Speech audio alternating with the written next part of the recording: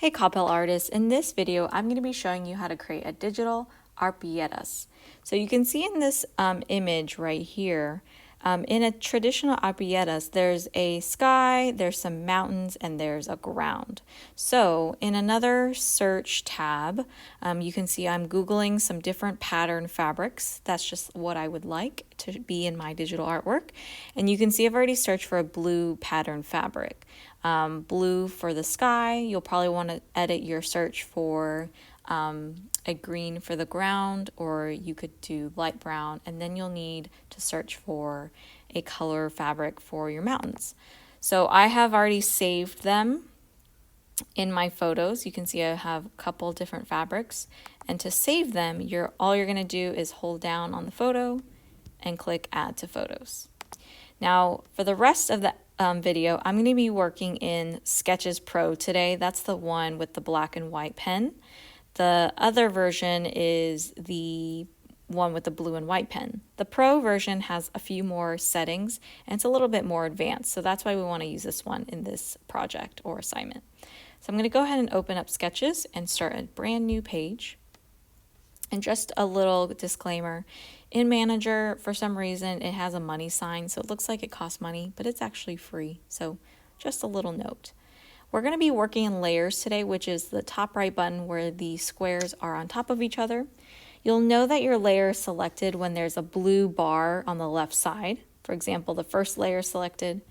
Here's my second layer. And then to add a layer, just press the plus button. So I know for sure I'm going to need 3 layers today. All right. So I have all my layers ready, and with the first layer selected, you're going to import a photo by clicking the 3 dots and then the down arrow button, click photo, and I'm going to start with my sky. So I'm going to import my blue fabric, and I'm going to size it to about a medium size right there, and you're going to go ahead and select the check mark button. Oops, I'm getting too crazy. All right, hit the check mark button. And then we're going to go back to layers and select the second layer. This is super important. You don't want to be working on the same layer. Click the 3 dots and import your next photo, which is our mountains. I like this polka dot one. I think it's super cute. I also had a really hard time choosing my fabric because I just think there's so many pretty ones. All right, size it to about as close to your original fabric, the blue one, and hit the check mark button. And now what we're going to do is go back to the first layer, and now we're going to hit the cutting tool, which is the second to last tool on the bar. And what you're doing is creating a wavy, I'm going to just practice it first, a wavy line, and then you're going to select around it, and then you'll see how it shows up. All right, so I'm going to select a wavy line, and then, like I said, go around it and connect it back to where you first started. All right, so you can see it's got this dotted line. That means it's selected. Using my 2 fingers, I'm going to pinch inwards. Ooh, magical. I'm going to pinch it off to the side and let go. And this is the easiest way I found to do this step, but if you find an easier way, please go ahead and do it. But I am just going to take my eraser and erase it. And I found that to be pretty easy. Now, selecting the layers again, I am going to go to the 3rd layer and select my ground fabric. So I'm going to look for my green one. I think this one is super cool. All right. And I have it pretty close.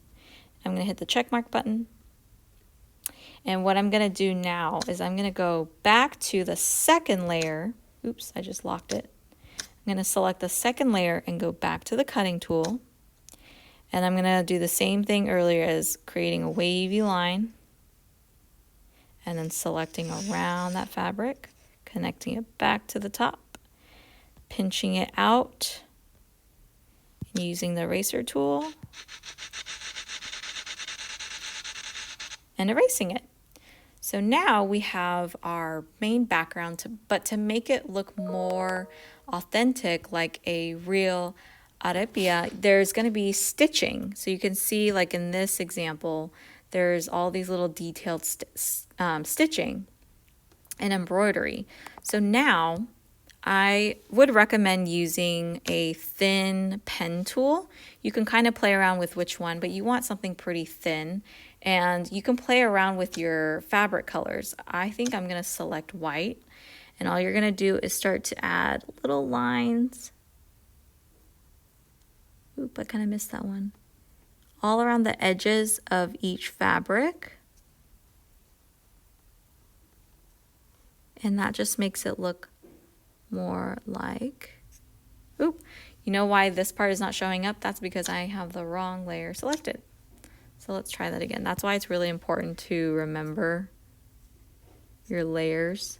And so now you can see it is showing up. I was wondering why when I was drawing it was not working.